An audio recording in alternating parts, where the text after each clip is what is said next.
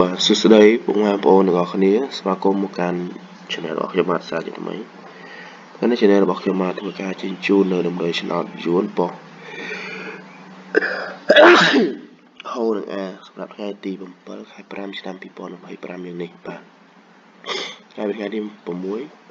ឃើញថាពហូចេញ65ប៉ុអាចេញ92ចឹងយើងចូលបានអូស9ខ្ញុំឲ្យកៅគុតចេញ92បាទចឹងពេលនេះក៏មកខាត់ពី value ពុកម៉ែបងប្អូនអាចធ្វើការយកលេខទៅសងសំដៅតែម្ដងទៅបាទសម្រាប់2លេខគឺមាន72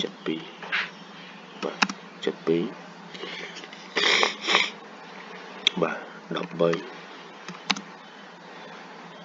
13 68បាទនិង36បាទមាន72 13 68និង36បាទហើយលេខអូសបាទខ្ញុំធ្វើការអូសចិត្តបាទអូស10បាទនិងអូស30បាទស្លាយមើលណាអូសមើលទៅណាបងប្អូនបាទស្លាយ10អូស10ស្លាយ7អូស7ស្លាយ30អូស30បាទសម្រាប់3លេខបាទ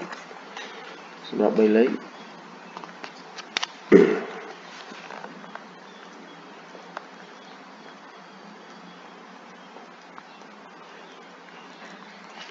3លេខគឺមាន738បាទ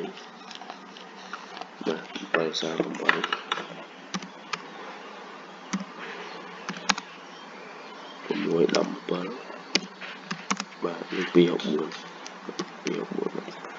ចឹងទាំងអស់នេះជាអំណោយឆ្នោតយួនពហូនឹងអាថ្ងៃទី7ខែ5ឆ្នាំ2025នេះបាទខ្ញុំសូមអរគុណសូមជម្រាបលា